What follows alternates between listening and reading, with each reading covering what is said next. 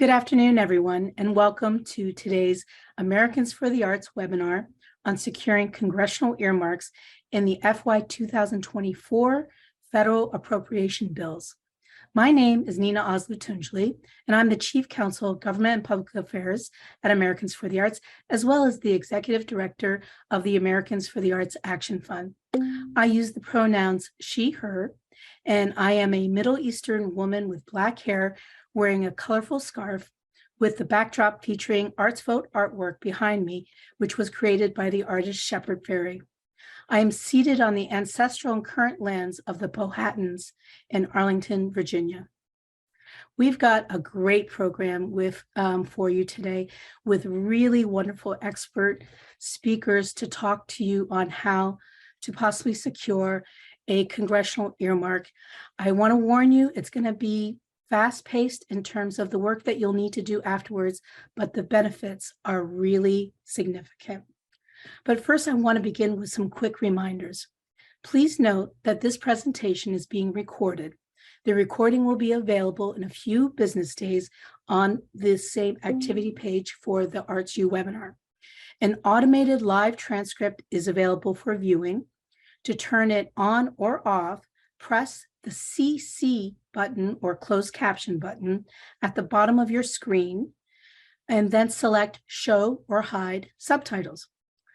Phenomenal resources for today's webinar, including the speaker's slides, and have already been posted on the ArtsU webinar, and we've also posted it on the Arts Action Fund, which is located at www.artsaction.org/congressional-earmarks-center-FY-2024.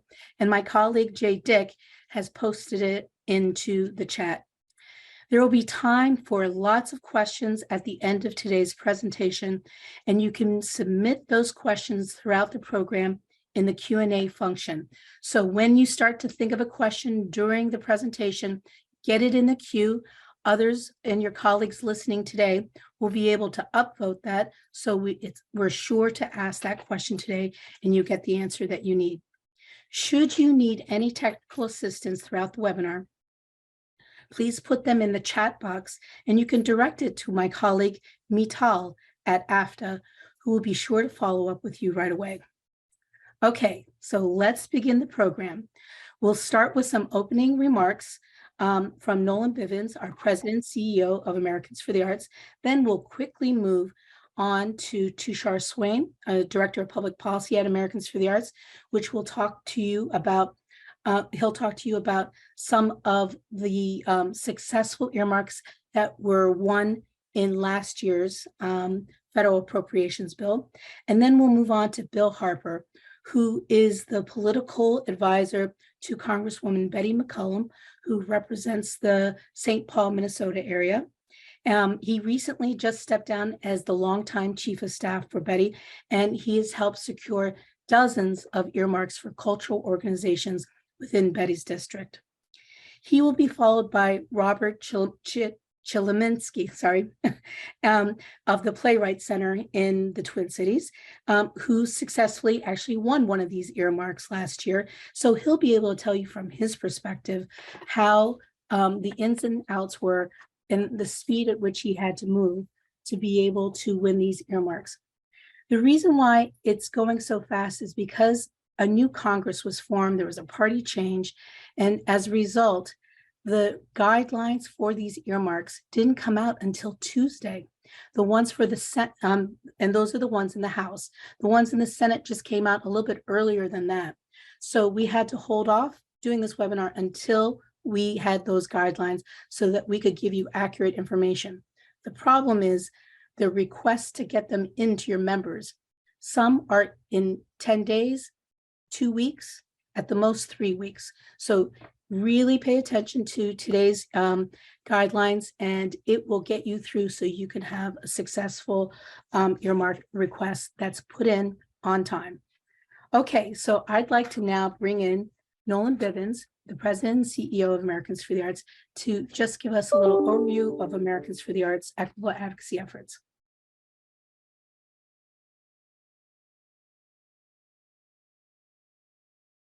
Nolan, please unmute. Thank you so very much, Nina. Thanks for that introduction, and welcome to everyone that's on the call today.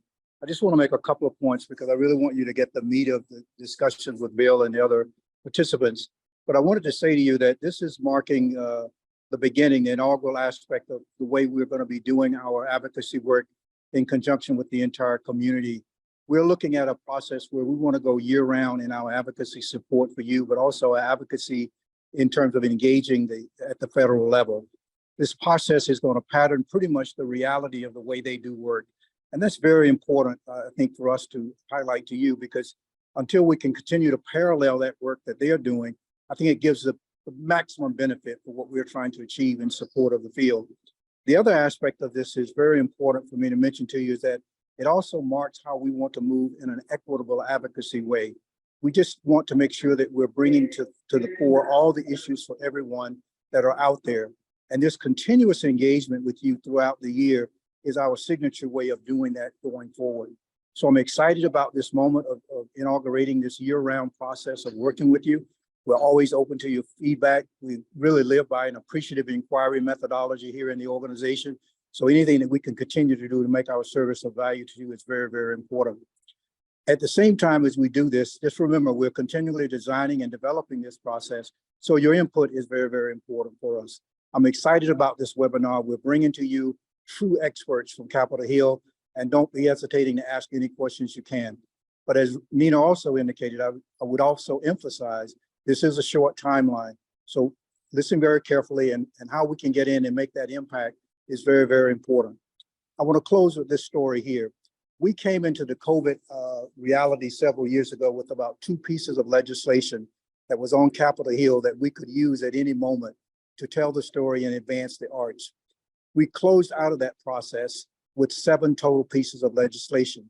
That's very, very important. And this earmark capacity is something fundamentally valuable to nonprofit organizations that may not be taken advantage of. So I'm really excited about this, looking forward to get your feedback. And thank you once again for joining us today. Thank you, Nolan, for that. I am next going to invite Tushar Swain, who is the Director of Public Policy at Americans for the Arts, to set the groundwork of where earmarks have been successful in the past before we move on to the new guidelines for this year.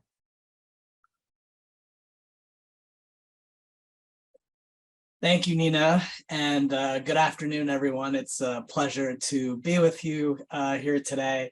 One of the main reasons that I felt that a webinar on the earmark process was important was because many of the people that I talked to in the arts community didn't think that the earmark process was open to them. They felt like it was a complicated process, or that if they did apply, that an arts project would never get funded. When you leave today's webinar, it's my hope that you'll come away feeling that if an arts project meets the criteria for a congressional earmark, that you feel compelled to go through that application process. And if you don't receive it, and we'll make no bones about it on this webinar, that it is a highly competitive process, but that it will still be worth your while, even if you don't get that congressional earmark. And that's really because earmarks are now baked in here to Washington, D.C. It's an advocacy tool that builds relationships with members of Congress that represent you. You'll now have a contact for future earmarks, as well as the myriad of arts issues that we advocate for at the federal, state, and local levels. And then finally, arts projects do belong, because we know that the arts have a powerful impact on the community. And I know I don't have to sell that crowd on this, but again, community aspect is key. And if you need a reminder of that, just remember the technical term for earmarks on the House side is community project funding, and arts is about community. Last year, in FY 2023 related earmarks, with regard to arts related earmarks, that included 66 projects totaling nearly $67 million. And again, FY 23 funds are funds that were secured at the end of last year's omnibus appropriation bill. This process that Bill Harper will guide us through momentarily is for fiscal year 2024. Projects ranged from business development to renovations and energy efficiency for arts and cultural organizations, as well as projects related to arts education and social services. So a wide array of different projects in the arts field were funded last year. Next slide, please. Thank you. I'm just gonna spend the rest of my time talking about some wonderful projects that were funded last year. These first two examples are arts education examples. As an FYI, and Bill's gonna go into more details in his presentation, but rules this year limit only limit arts education funding only to the Senate side. So that's where you'll want to go and apply for your earmark requests if you have an arts education focus. Again, Bill will go into details about that, but let's advocate together for next year to try to get that back into the House process. These two examples, the first one I really loved is a community-based arts education example. I love it because it's an example of community arts, community-based arts education that deals with the social emotional learning aspects of arts education that are translatable to so many different parts of the education spectrum. And in this case, focusing on children with disabilities. UDAEF, they launched a Music Man Butterfly Buddy program, which is a creative arts camp that brings together therapists, music educators, special education teachers, and students with disabilities to grow and learn through music and movement. It received a $115,000 earmark, and that funding will allow for more accessibility by allowing children to attend free of charge, by offering transportation subsidies, and hopefully expanding the program beyond the summer. The next example is a K-12 in-school example. The Chicago Public Schools Art Supplies and Equipment Project, which will allow Chicago Public Schools to supplement arts budgets within schools, within school communities. So new arts supplies and equipment would provide greater access to a quality education in low-income areas. This was a $500,000 earmark. And again, I think the point here is that something basic yet fundamental as supplies and equipment for arts education is something that you can apply for in the earmark process. Next slide.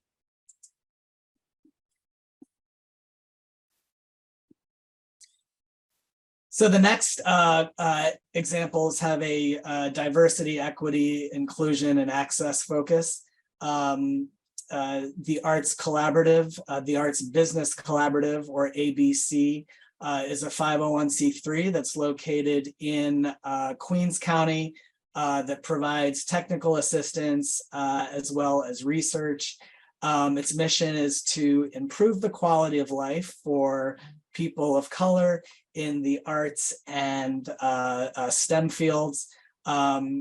Its mission aims to combat 3 factors that harm creative and professional endeavors. That is access to capital, networks, and knowledge. And this funding will be used to improve capital networks and knowledge for arts businesses by and for communities of color through culturally specific technical assistance. This project was rewarded a $650,000 earmark. It was a joint earmark jointly by Senators Gillibrand as well as Senator Chuck Schumer. And then this looks like it's going to be an amazing museum, the African American Museum and Cultural Arts Center in Hillsborough County in Tampa, Florida. It's going to be a center that will show space for arts exhibitions, that will have show space for arts exhibitions, an indoor and outdoor entertaining space, an amphitheater for live music, as well as a museum section that will provide a history of local civil rights champions. A $1 million earmark was given to this project for pre-construction services, and I believe the timeline for this to be completed is within 18 months. Next slide, please. Thank you. I really love this project, the Mural Arts Philadelphia, which unites artists and communities through a collaborative process rooted in the tradition of mural making to create art that transforms public spaces as well as individual lives. The Mural Arts right now currently engages in 50 to 100 public projects per year. This particular project is called Color Me Back, which is a same-day work and pay program that combines an opportunity to earn wages as well as an opportunity to earn wages through art making and access to social services for individuals experiencing economic and housing insecurity. So last year they were able to have about 5 to 10 participants a day participate in this program. For this year, they're looking to try to expand that to an additional 15 to 20 participants per day that are experiencing financial hardship, and they'll be working with SEPTA, the Transportation Authority, as well as some other community investment partners to locate and find new projects. And then finally, the last two are examples of just, maintenance, upkeep, as well as other, renovations to art centers that do qualify for earmarks. The Providence Performing Arts Center requested $750,000 and received it for energy efficiency upgrades. And Ball and Socket Arts, which used to be, my understanding, used to be a manufacturing center, is now an arts center, kind of has that industrial / arts vibe to it. It requested $625 for fire protection, for a fire protection system and sprinklers. So again, those those maintenance, upkeeps, and renovations that you need for to maintain your property, also viable within the earmark process. Next slide. And then finally, I know that Jay put this in the chat, but Morgan, if we have a second, just feel free to go ahead and click on the link. This is our Congressional Earmarks Resource Center for you to join or for you to take a look at after the webinar. You can see that we have a button there to find your member of Congress, and that's going to be important for your earmark application information, as well as the Senate and House guidelines. Bill's slides are going to be very valuable and helpful, as well as Robert's. All kinds of information there for you to go through as you navigate your earmark process. And thank you, Morgan. There is as she scrolls down, some relevant dates that Bill will be talking about based on each committee. So with that, I'm going to pass it back to Nina. Thank you, Tushar. And before you go, Tushar, I want to emphasize to the group that what you were showing were examples from last year's successful earmarks.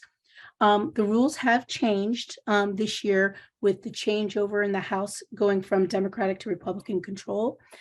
So rules have changed on earmarks a little bit in the House. You made an example of the museum that received funding. Could you share what the change on museums and memorials is? Yes, you will not be able to go to the House side for any earmarks related to museums and memorials. So just like how I mentioned, you'll have to go to the Senate side for arts education earmarks. The same will be true of museums and memorials as well. Again, that will be another advocacy opportunity for us to pursue to try to get that back into House rules next year. It might not happen until another change in party control of the House. We'll see. Maybe, but we can always try. And then the other thing I wanted to point out about your examples is that chart that you brought us to on the website for the Resource Center. The link has been posted on the chat. The one link that says FY3 Congressional Directed Spending Requests, that is where you'll find the examples that Tushar pointed out and about 60 others. What's important that I want to bring to your attention about that is that it tells you which committee that the funding went through and which account and sub-agency that it went through, which is going to be very important when you listen to Bill Harper's presentation. So with that transition, I want to thank you, Tushar. We'll bring you back for the Q&A later. And I'd like to now bring on Bill Harper, who is, as I mentioned, a political advisor to Congresswoman Betty McCollum. And very importantly, just recently stepped down after 22 years as her chief of staff.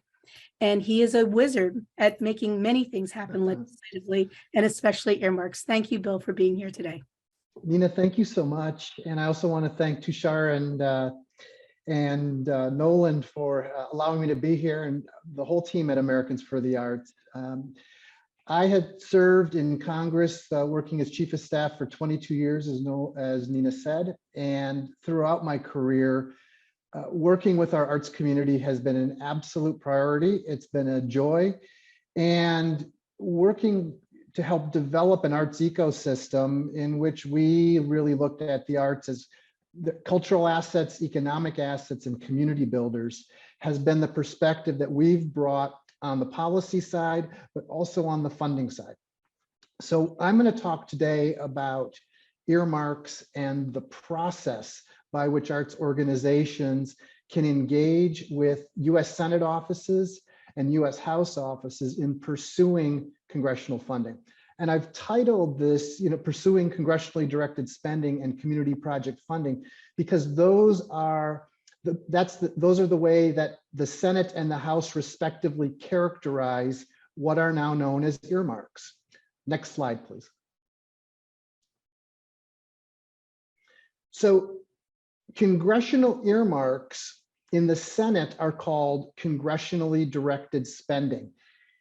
In the House, they are called community project funding. That is important because when you visit members' websites, that is how they are going to be described. They will never, you will not see the term earmark on any member of Congress's website. But in fact, the CDS and CPF is the mechanisms by which you do pursue earmark funding. Next slide, please. I'm not going to read this whole definition, but essentially what an earmark is when a member of Congress directs funding or other types of budget authority, loans, etc., to a specific entity and or a specific location. So this is really saying member X is going to direct funding to nonprofit Y in city Z. That is providing an earmark rather than providing funding to a department or a budget of which then entities would compete in a competitive grant process or receive funding through a formula. Next slide, please. So a little bit of history. Earmarks had been around for decades and decades, and it is part of Congress's constitutional authority, the power of the purse, the ability to direct spending. In 2011, earmarks were banned by Congress. They were prohibited.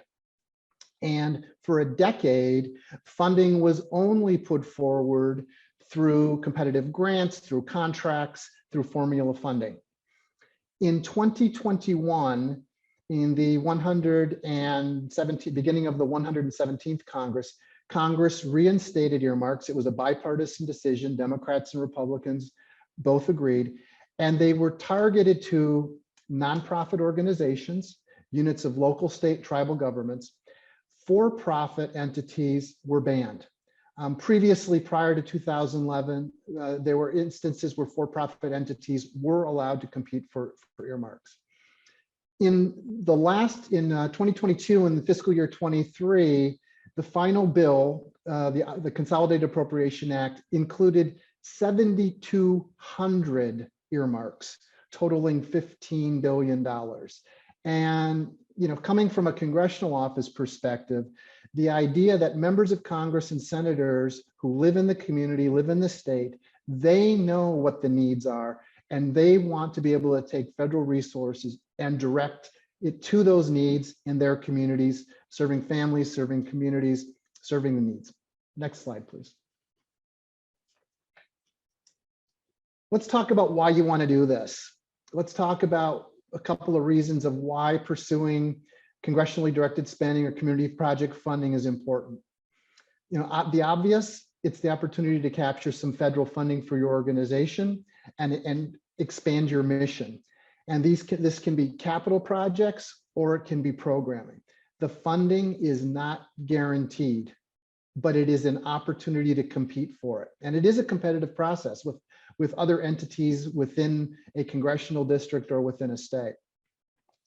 The second reason is because it provides your organizations with the opportunity to engage a member's office, build a sustaining relationship with those offices, both the member and, as a former staffer, I'm going to say more importantly, the staff, because those are the people who most likely your organization will be engaged with at a ground level, a nuts and bolts level.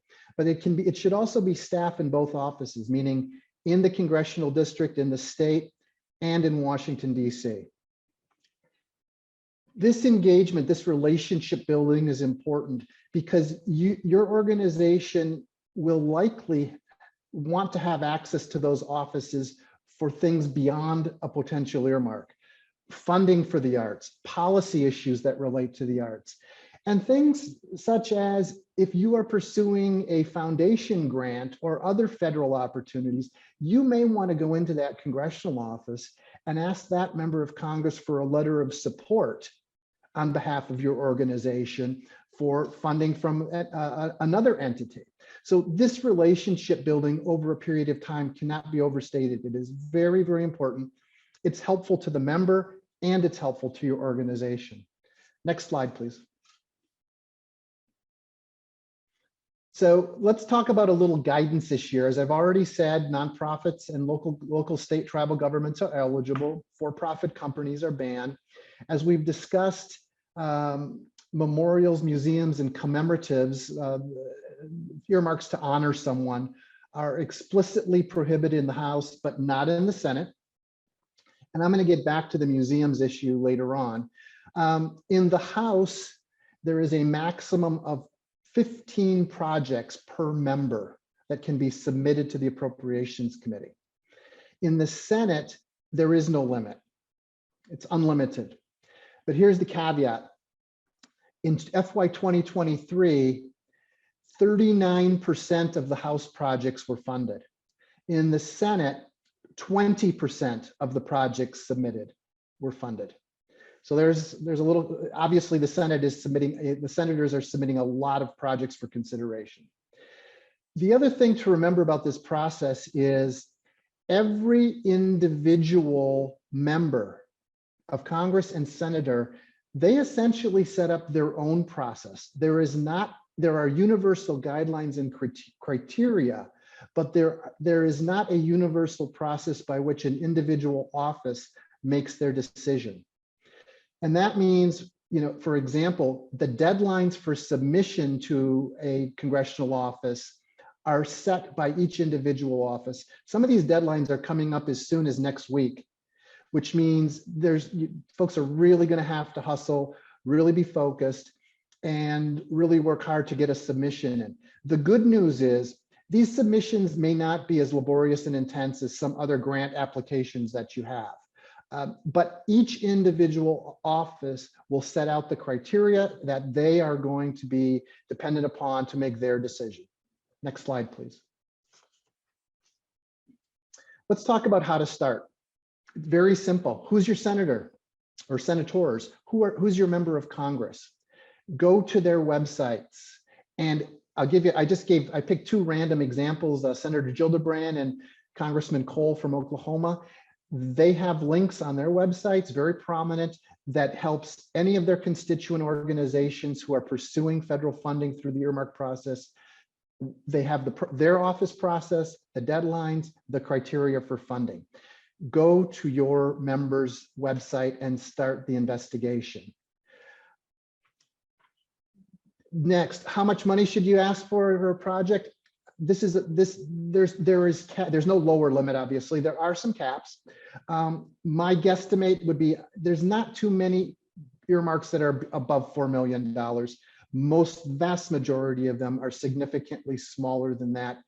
This is an issue of which you're going to want to work with your member's office on.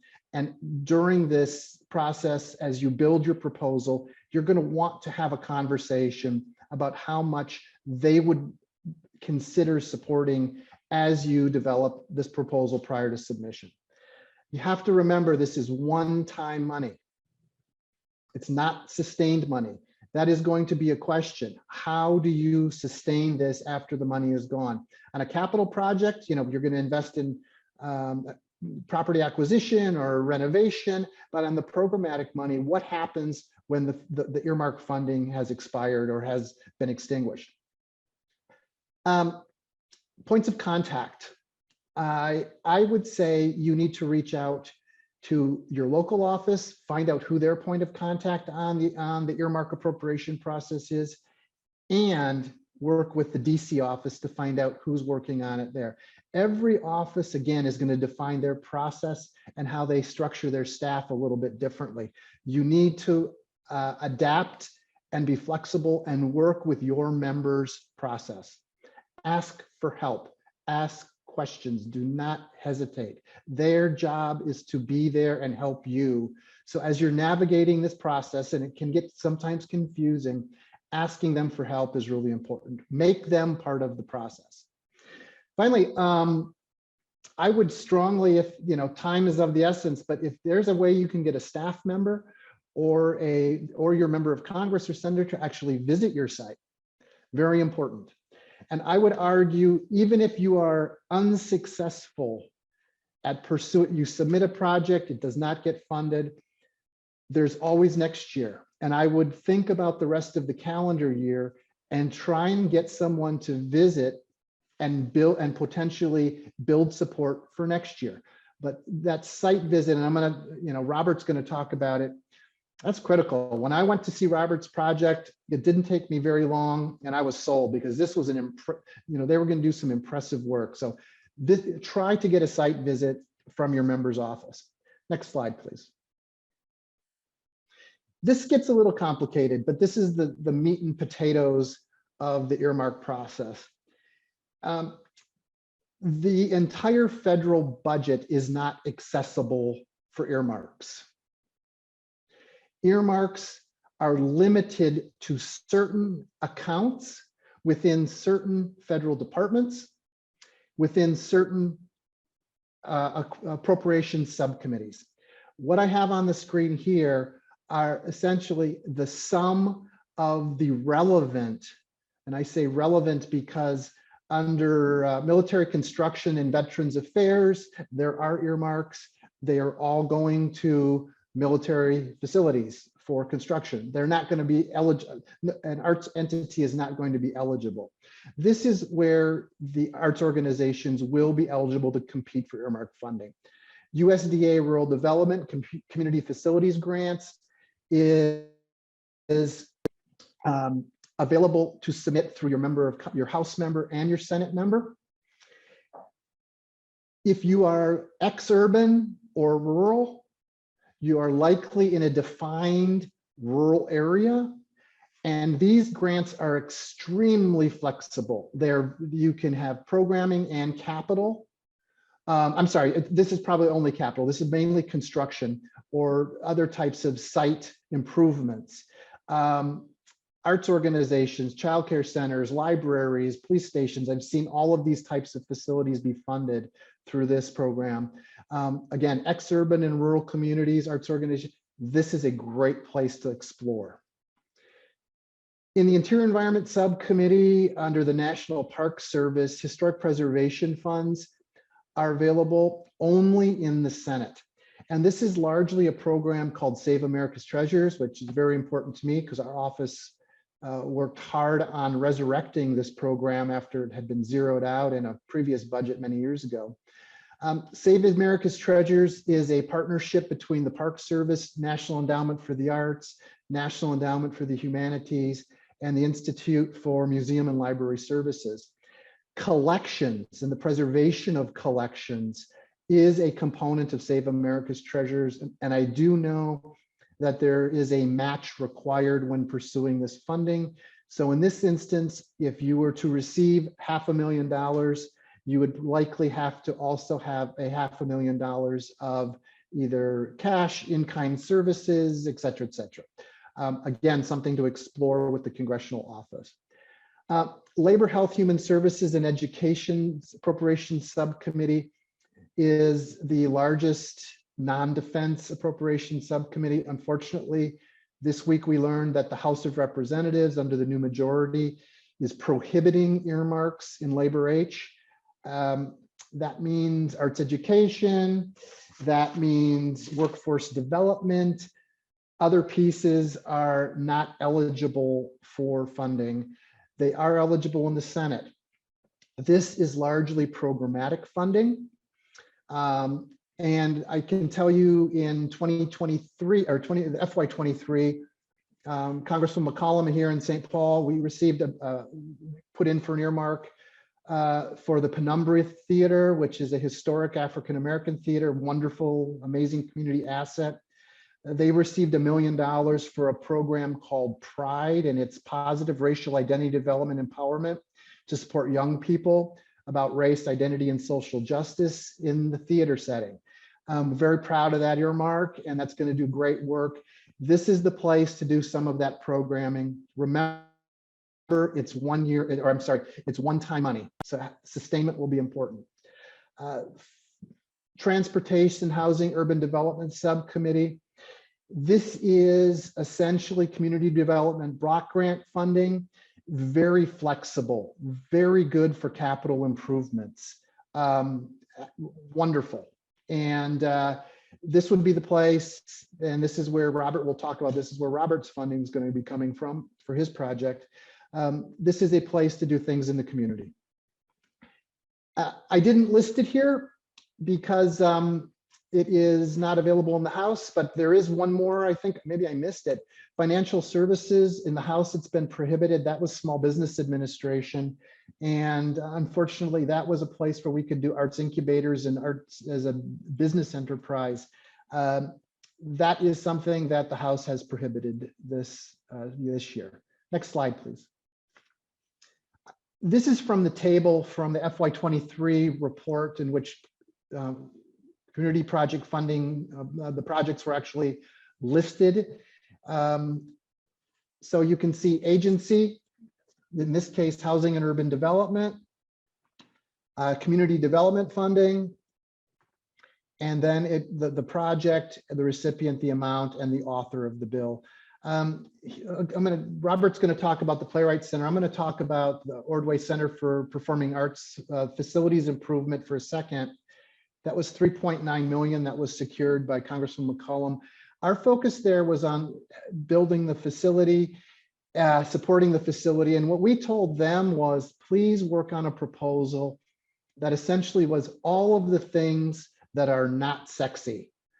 All of the elements of your facility that need improvement that you likely could not get some other donor to fund. And we ended up securing a significant amount of money, and the Ordway Center will be getting a new roof, ADA accessible restrooms, and some other critical infrastructure for the facility. And we're very proud of that earmark. It's going to be very, very helpful to a great organization.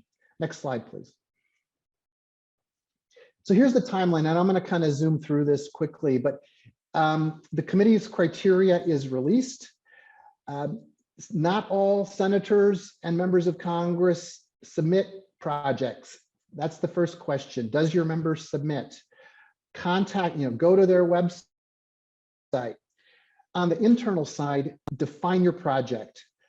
Explore the criteria that's out there. Make sure your project meets that criteria. And then clearly understand what the member's deadline is. I want to be clear on one of the previous slides on the homepage for this event. There's a list of deadlines. Those deadlines are the deadlines that the member of Congress needs to submit their projects to the subcommittee for evaluation. They're probably going to move the deadline up 10 days to 2 weeks before the date that is listed there. So, and it's because they have to, the members' offices have to do their internal evaluation of the projects and assess who's in and who's out, and then advance the projects forward. Next slide, please. You submit your project to the member office.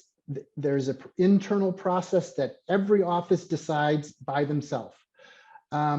It's about geography. It's about what part of the community is going to be served. It's about who has a relationship with the office, who doesn't. Again, Senate offices are unlimited. House offices are limited to 15 projects across all of the available accounts. Those projects go to the subcommittees on the appropriation where they are reviewed, and then projects are selected to move forward into what is called the committee report, which accompanies the actual appropriation bill as it moves to subcommittee and then full appropriations committee for approval. Once a project is included in the report and it passes the appropriations committee, that project is moving forward. That is the most significant threshold that your project has to complete. In order for a project to be removed, it would actually have to be explicitly singled out, or all of the earmarks might be explicitly removed in the final conference. But if you pass that Senate or House Appropriations Committee, you're in the report, that's a sign of success. Next slide, please. Fiscal year normally ends on September 30th. That is no longer something that Congress abides by. We rarely, I don't think we have ever gotten in my 20 years that we haven't. The appropriation bill is done by September 30th. So there will be a continuing resolution until the final appropriation bills can be turned into law.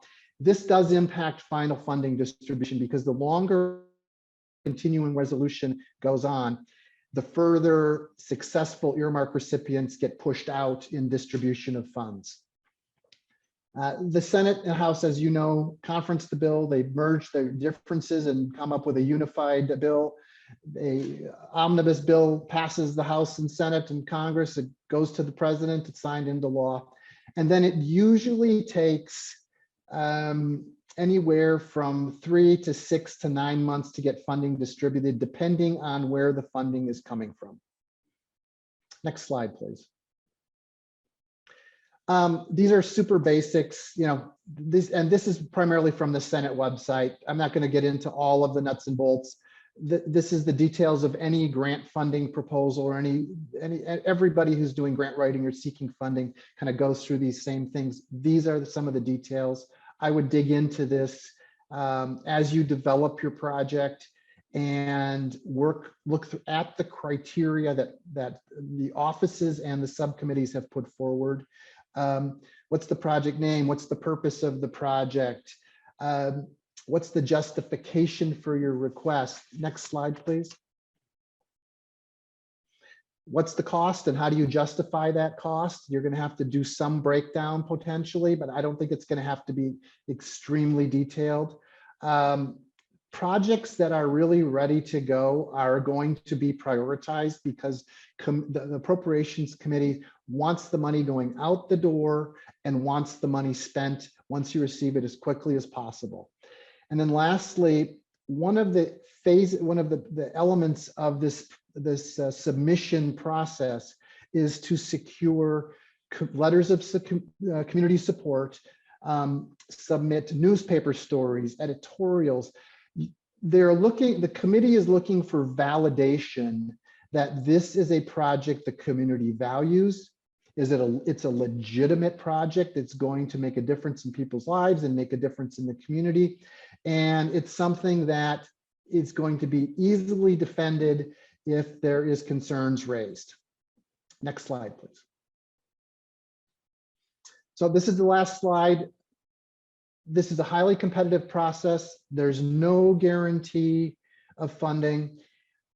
You want to work with your congressional offices. You want to build those relationships.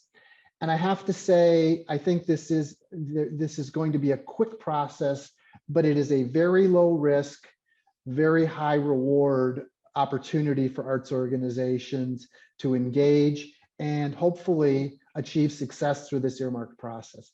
So I want to thank everybody for your time and your patience to listening to me going on, and good luck pursuing your project. Thank you very much, Bill. Bill is going to come back on after our next speaker speaks, and we're all going to be able to take your Q&A. So Bill, you can start looking at the Q&A questions, but you'll answer them publicly when we are done with our next speaker, which is Robert Chalimsky. I didn't butcher your last name this time. And, and he's the managing director of the Playwright Center in the Twin Cities. And he's going to talk about his personal experience in securing an earmark with the help of Bill Harper. Thank you. Yeah, and actually, I should say that having just listened to Bill's presentation, mostly what I'm going to be saying is, you remember when Bill said that? Here's what we did. So yeah, hi everybody. My name is Robert Chalimsky. I use he, him pronouns.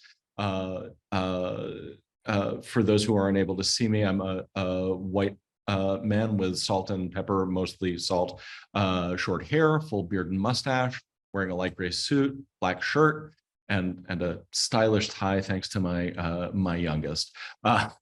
I am sitting in front of a wall with a large blank screen, and I am speaking to you today from the Twin Cities. Specifically, I'm in St. Paul, Minnesota. I'm the managing director of the Playwright Center. Playwright Center acknowledges that we're on the traditional land of the Dakota people, and we also honor the Anishinaabe, Ojibwe people of this land. We offer our gratitude to the land for the privilege of gathering, sharing stories, and for the work of Native and Indigenous activists, past and present and future, who steward this land and challenge us to be partners rather than owners of the land. I'm excited to be here to share our experience obtaining a congressional earmark. Of course, I'd be remiss if I didn't say once again, you know, part of why we're here is because we had such a tremendous partner in Bill Harper and everybody else from Representative McCollum's office. I'm going to kind of walk you through who we are and how our project came to be and developed. I think it will help you understand. It'll help point to a couple of critical things. There are certain things that we were doing as we went along, which were critical to our success in the earmark process. So who are we? The Playwright Center is an artist service organization. Playwright Center sustains, develops, and advocates for playwrights and their work to realize their full artistic potential. So, and if you can go to the next slide, for over 50 years, we've been one of the very few organizations in the world exclusively dedicated to supporting playwrights. And we've been doing it for more than 40 of those 50 years in this old church in Minneapolis, this old church building. Next slide, please. So basically, we function as an incubator and accelerator for playwrights and for new stories. Next slide. The center supports playwrights at all stages of their creative journey, from first-timers to Pulitzer Prize winners to vital legacy talents. You see some of these people right before you on the screen. Going to the next slide. As I said, we've been doing this for quite a number of years from this building, and we have continually expanded our programming, deepened our programming. And you might notice as you look at these pictures that we started hitting a point where we were filling every seat that we have in the place. We were starting to compete with ourselves for space. It became obvious that we needed to look for a new home because we were literally having to say no to critical work we could do because we didn't have a place to do it. If you could go to the next slide. Just kind of continuing with the idea of the amount of work that we were doing. This is just, for instance, from 2017, 2018, the number of plays that originated at some point in their development at the Playwright Center that went on to production throughout the United States. We are intentionally changing the landscape of American theater through the work. I should say particularly plays by writers of color and Indigenous writers represent only about 15% of the plays professionally produced in the United States. Over 48% of Playwright Center's most deeply supported playwrights identify as Indigenous, trans, or as persons of color. Going on to the next slide. And again, this is just continuing to talk about the fact that the demand for our services has only grown, continues to grow exponentially. And really at this point, we're one of the only organizations left that is supporting playwrights and new plays all day, 365 days a year. So we needed to find a new space. We set about that. We started looking. We knew we wanted to be in a community. And if you can go ahead to the next slide, we knew we wanted to be in a community that had an artistic history and core. We knew we wanted to be someplace that was centrally located. We wanted to be someplace that it was easy for people to get to. Well, we found our space. We found it in St. Paul, really right at the intersection of the two cities. It's right between the two downtowns. It gave us nearly double the size, centrally located, easily accessible to mass transit. It's in a community with that long history of artist presence, as I mentioned. In fact, that community is now dubbed the Creative Enterprise Zone. So once we got the building, next slide, please. The first thing we do, because it's the way we do everything at the Playwright Center, is we brought a lot of artists into that building to really understand what that building what they needed of that building, how it needed to show up for them. How could it really serve the artists we serve, not just by being bigger or being newer in some way? How could it really show up for them? How could it really show up for our community? And please go ahead and go ahead to the next slide. Now, I should say at this juncture that for many reasons, we had made a strategic decision that there'd be a significant public component to our campaign to develop a new building. We were a service organization, not a producing theater, so much of our historical funding had been foundation-based rather than individual or corporate. But also critically, and core to what we do, and core to this project is its impact on the community. So it seemed very critical. I really I talk about this as sort of our primary demand case for why we're doing it, right? We do what we do for the support of theater, but we are a catalyst for narrative and social change. We lift up diverse voices, ensuring that audiences around the country and around the world hear a wide variety of stories. And that when that happens, that yields not only better theater and a stronger theater community, it changes the narratives that we share about who we are and how we live. In other words, it doesn't just make plays better, it makes communities better.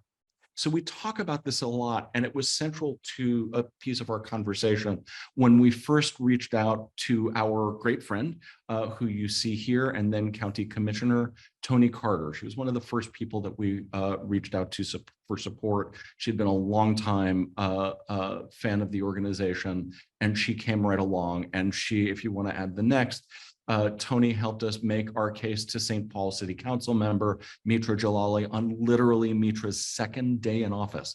I think we were the first constituent meeting that she had.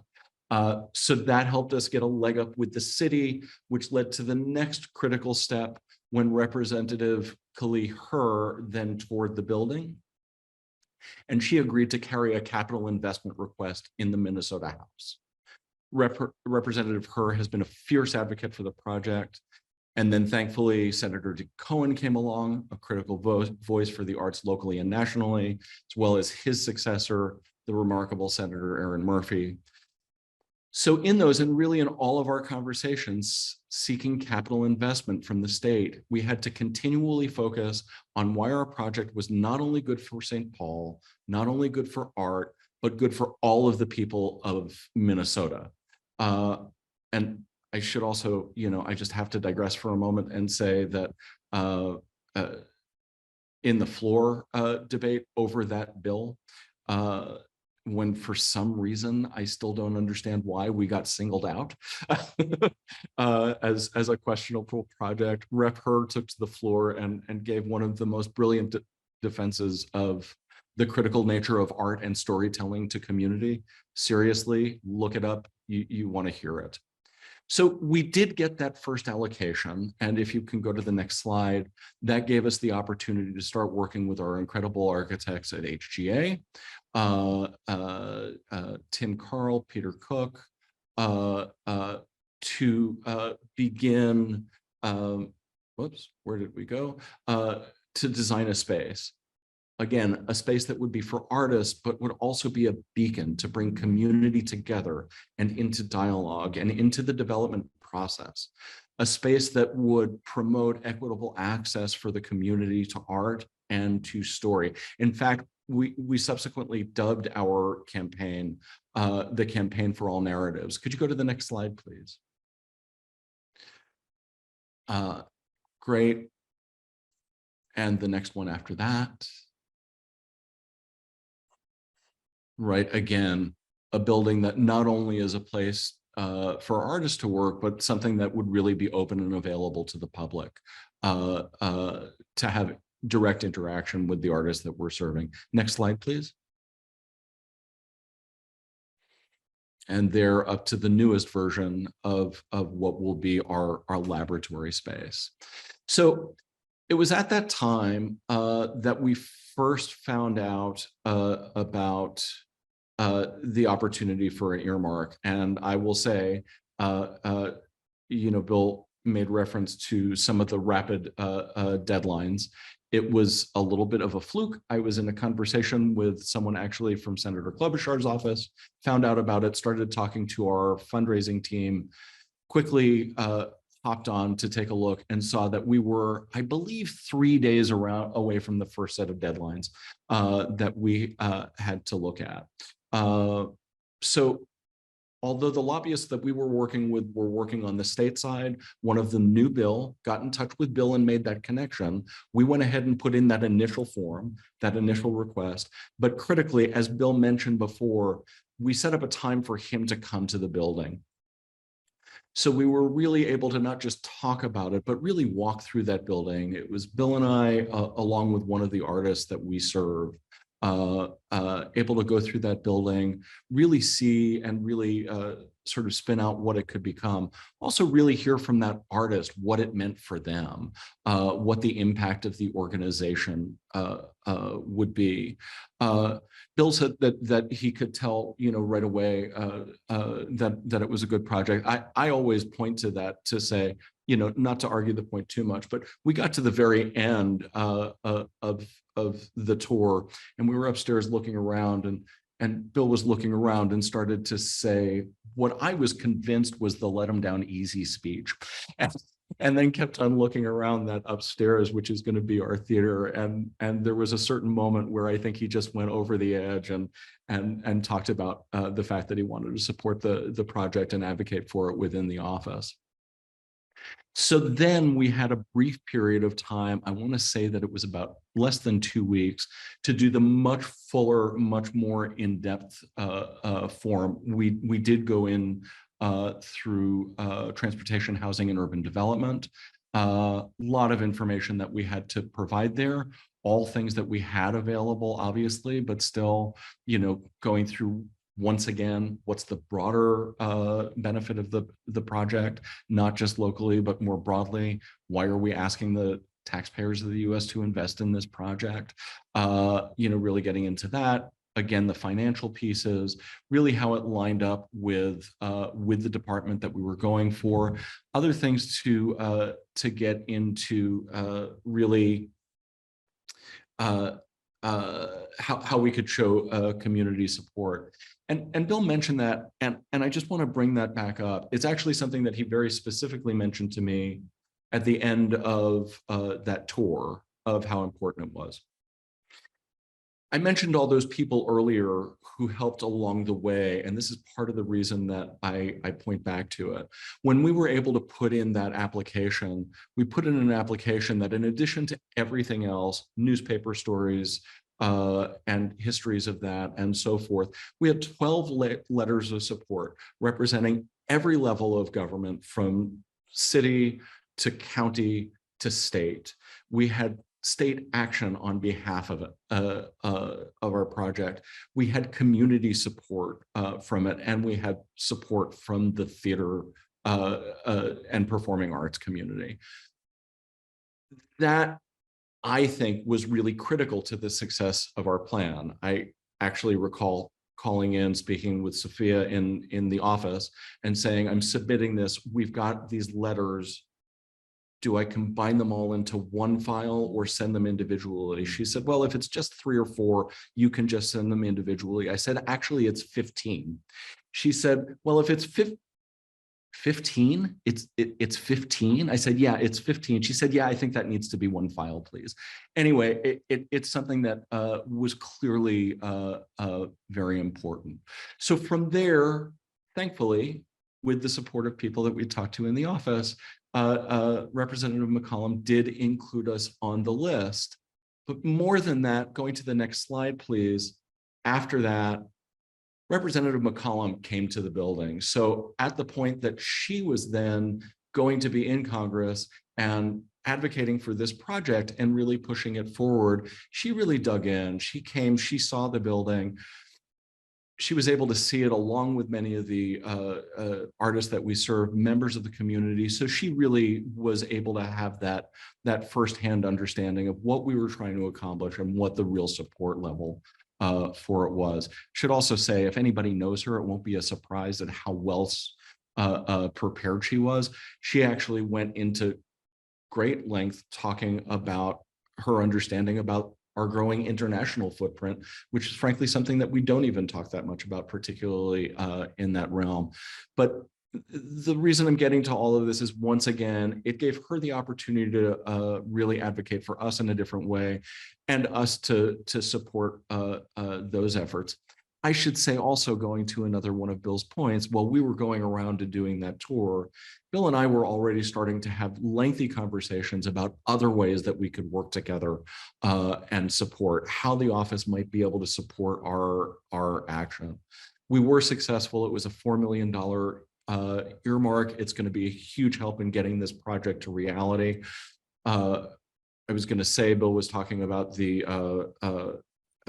congressperson being able to support in other ways. So when we did our public rollout, although Representative McCollum had to be in DC for that, she filmed a video for us.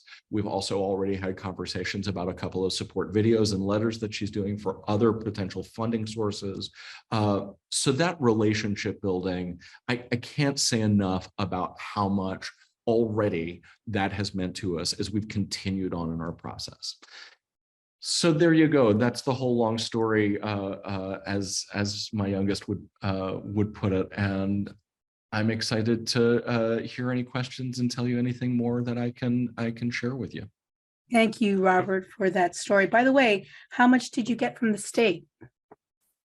So in the first allocation, there was, and this happened before the earmark, we had $850,000 for design, and we have a request with the current session for another $5 million. That's going to put our entire campaign over the $15 million mark, and actually, you know, be the last piece before we have that first shovel hitting down, which we expect to do later this spring into early summer. Great. It's a wonderful story. At this time, I'd like to ask Bill and Tushar to join us for the Q&A. Welcome. So I am going to go to our Q&A, and they've been upvoting. So I'm going to just start from the top. From Bill Flood asking, our museum received an earmark grant in 2021. We are in year one of a 2-year grant.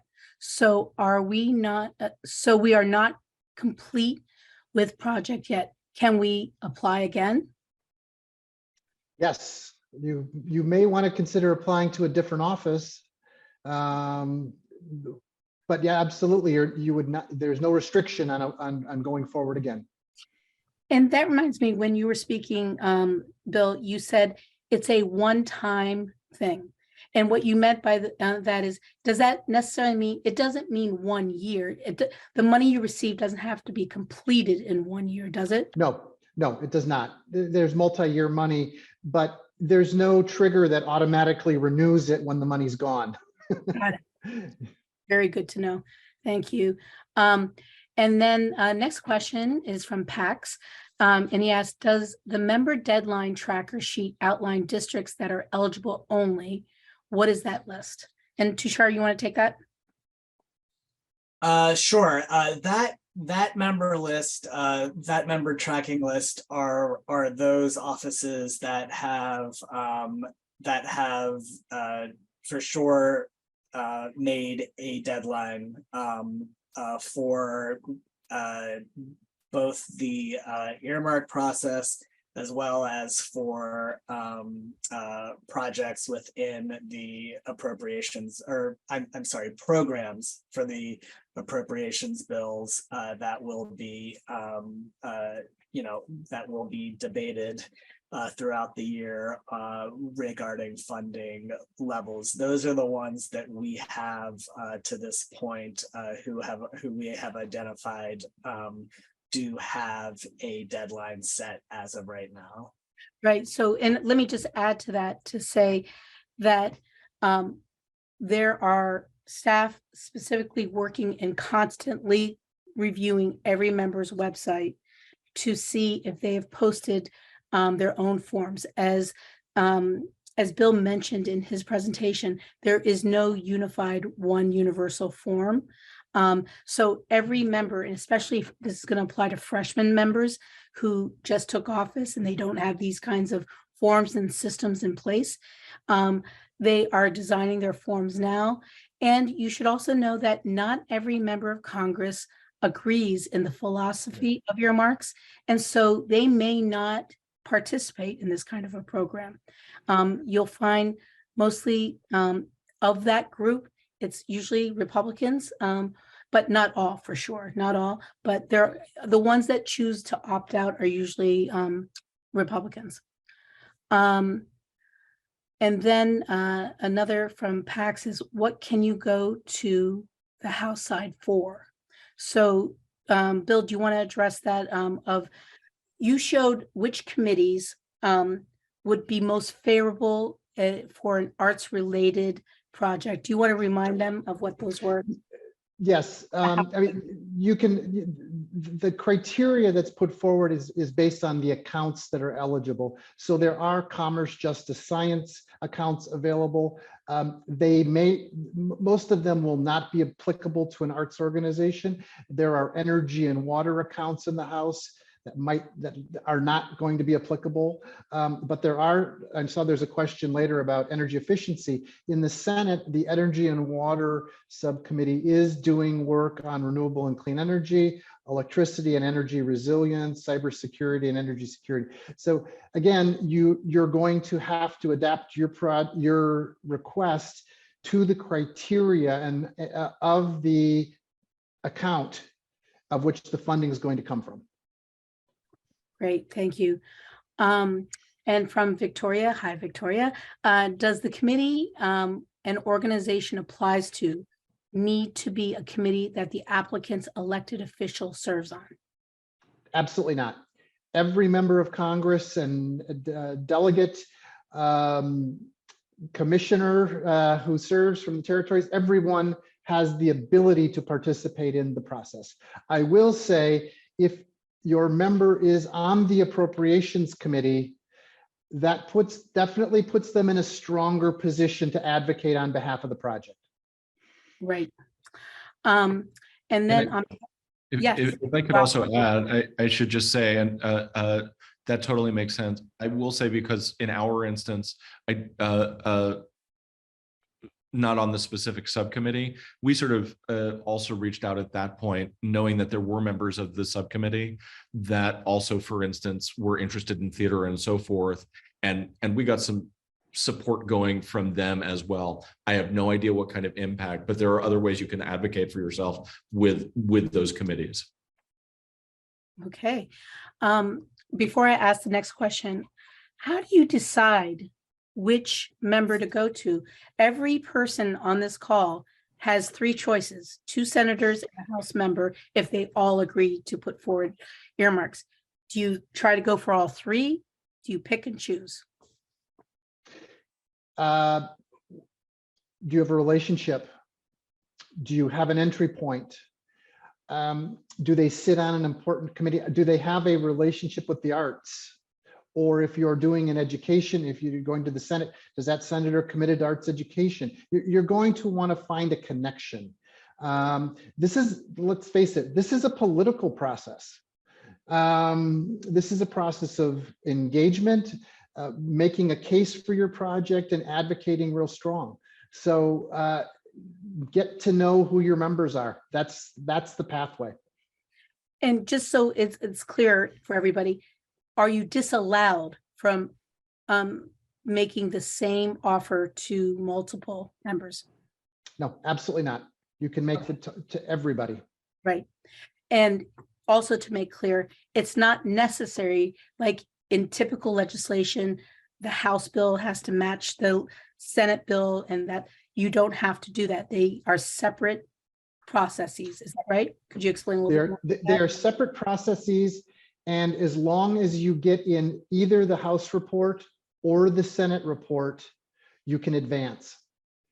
And that's where the conference process, so that the two sides merge and your project can be funded. That is correct.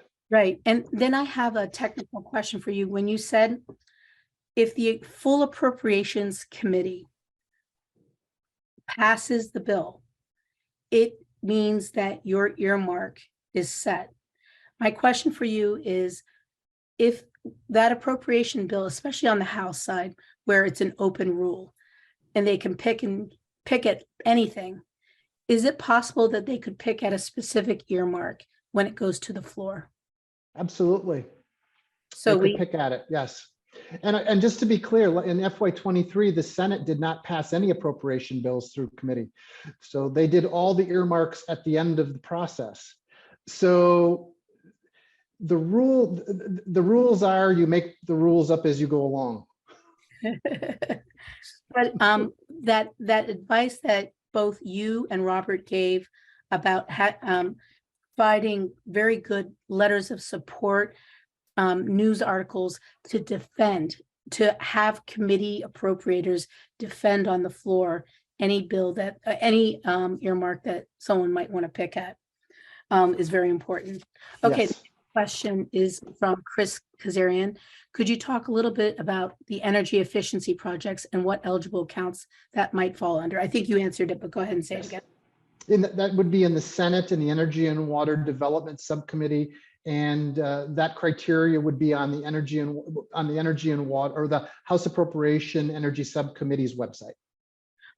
On the, you said the Senate or the House or both? In the Senate, there are no energy efficiency accounts available in the House. Okay, so Chris, you may, but depending on, excuse me, sorry, if depending on the location, energy efficiency in USDA rural development could be a potential option. oh, that's great. Okay, so Chris, that means if that's the kind of project you want to go to your senators, regardless if they sit on that committee, unless you live in a rural exurban area, then you have a chance in the rural agricultural bill on the House side.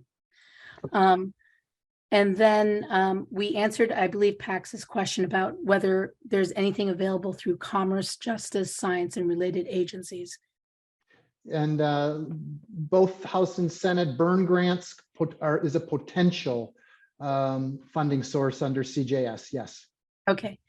And from Dinah, hi Dinah, can you apply with the support of a nonprofit fiscal sponsor, or do you have to be a 501c3 organization?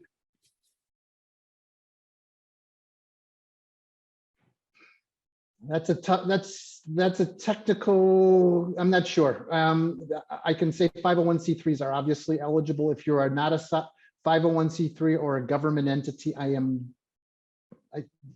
they would need to ask. Yeah. But remember, Dinah, it could also be a governmental entity.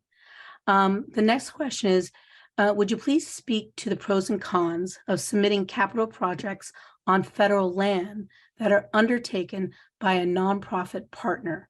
We program arts on federal land, national parks, and are seeking funding for shovel-ready capital projects. But NPS also has recently benefited from significant congressional investment. So wondering how appropriators will view such a request. That's for you, Bill. This again would be a project specific, geographic specific, member specific conversation. If you are moving forward with a capital project on federal land, the owner of the project is going to be the federal government because it's going to be on their land. You may be the operating entity. That would also be a conversation with subcommittee staff to make sure that such a project would be eligible. You obviously would need to have approval of the National Park Service in this case, because it's their land. So if all parties agreed, this could be a wonderful opportunity, but know what you're getting into. And Bill, that reminds me of another question that I had that I wanted to ask you to share with the audience, and that is the importance of, if you're going for a capital project, that you need to own the building. Could you talk a little bit about that? Yeah, it's one of the questions is going to be asked is, are you the owner of the property that is going to have the improvement upon it? Because if it is a for-profit entity that owns the property, the committee is definitely going to have questions about taxpayer funds going to make improvements on particularly a corporate entity. Okay. And who needs to know which committee and sub account that it needs to go under, the constituent or the member's office? The constituent the constituent organization needs to start that investigation. And sometimes what you can see is you could have two. Maybe my project fits into two. That's where you'd want to work with the congressional staff to say, where's my better option? In part because one of the accounts may have a large volume of submissions coming in, of which you're competing against a lot of other projects, and a separate account may have fewer projects coming in, which gives you a higher opportunity to be successful. So that's part of that dialogue and relationship with the congressional office. And Robert, did you have to go through those machinations of figuring it out? Did you get special guidance from Bill? How did you do it? I'm trying to remember. I think that we had gravitated, right, because of the nature of our project. I think we had gravitated pretty quickly to housing and urban development. Yeah. And that's really sort of how we were pitching the project. I think, Bill, when we met and toured the building, we might have sort of reconfirmed that, but I think that we kind of figured that off the bat. That's a great example of really, that was the only account that the Playwright Center would have qualified for. Yeah. And it was just one of those things where that was the, because the Playwright Center is not in a rural area, it's in an urban setting, that was the account that offered the flexibility to make capital investment. Okay. And Robert, I want to know, how long of a description did you put forward in this form? How hard was it to fill out the members form? I mean, there was an initial piece which was pretty straightforward, actually, and did that in a fairly short order. It was not difficult to do that initial intake. Then following that, there was a much more lengthy one, which was really, I think, driven by the committee that it was going to, and I mean, I certainly wouldn't call it onerous, but it wasn't like. It took a while. I mean, we tossed it around for a few days with our writers and grant writers and so forth. We're fortunate we have grant writers, so we went ahead and took advantage of that. And there are people who were talking about the projects in certain ways. Obviously, at a certain point, we had to say, "Great, that's terrific. That's how we write about it for a foundation. That's not who we're writing for now." So, if anything, it was, how do we translate for the audience that we're speaking to, more so than how do we come up with what the pitch is. Got it. And last year, some of the people on the call applied to their senators, and they're thinking about applying to their House member this year. Bill, is there quite a difference between those kinds of forms? No, and the process is very similar. I mean, you need to make it through the initial threshold of being selected by the member and advance to the subcommittee, of which then, just as Robert explained, the subcommittee is going to come back and ask much more detailed, in-depth questions. But it's all about ensuring that you qualify for this funding. It's probably no different than if you were actually to apply to a federal agency for a grant. That same information that would go forward in that grant proposal is what the committee wants to capture, because that funding is probably coming out of the same pot of money as what the grant funding would be coming out of. So the criteria effectively is the same. Got it. And what subcommittee, Senate or House, would best fit an economic placemaking driven citywide festival?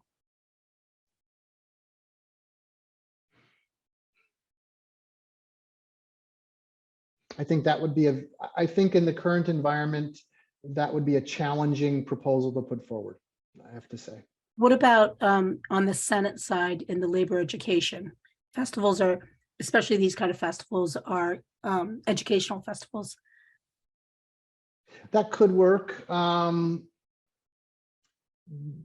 it also might be, you can consider this an arts business development activity.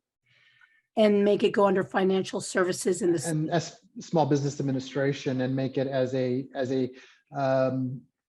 you know, if you want to be really, and then, you know, you could be SBA, you could also potentially make it a workforce development activity as well. I mean, this is about, you know, especially if it is about informing, educating, and doing outreach to build an arts pipeline for people to work in economic development in the arts sector. Yeah. Tushar, when you reviewed the 67 that received a earmark, did you see anything related to a festival? Sounds like not. So you I did not. So you might be the first. Keep us posted if you pursue it. The next question is, can someone speak to examples of how state arts agencies, which are governmental agencies, Bill, can access these earmarks? Most of the examples appear to be nonprofits, but on the eligibility list, I saw local and state government agencies listed as well. Do you have to be, I'm sorry, do these have to be specific one-time projects? Could they be existing projects? And are some of the projects more attractive than others? Existing projects can certainly secure funding, but it would be one-time funding, and it would need to meet the criteria that within the account to make them eligible. The type of the burden of determining whether this is an attractive project is really between the organization and the member's office. Because what's attractive is going to be in the eye of the beholder. Every office is going to look at things differently. Yeah. So I would say for the state arts agency, if I could add something, is you do great arts education programming. You might want to blow that up and expand it critically. Also folklore, folk art kind of work. There's a lot of that kind of work that you do programmatically that is something eligible from your senator, which would be appropriate since you're a state arts agency. And the Labor Education Committee is available to you on the Senate side. Would you agree with that, Bill? Absolutely. Absolutely Okay. Correct.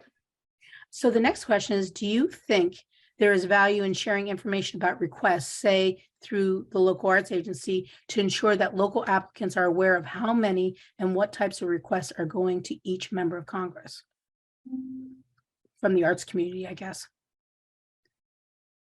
I guess that's to kind of be aware of who's doing what. Does that matter? I think you have to be careful, because I think that there's an element also of, like, you don't want to set your member of Congress up to say that they're not funding the arts. Right. You know, you want to be careful about. I think that I'm not sure the value of that.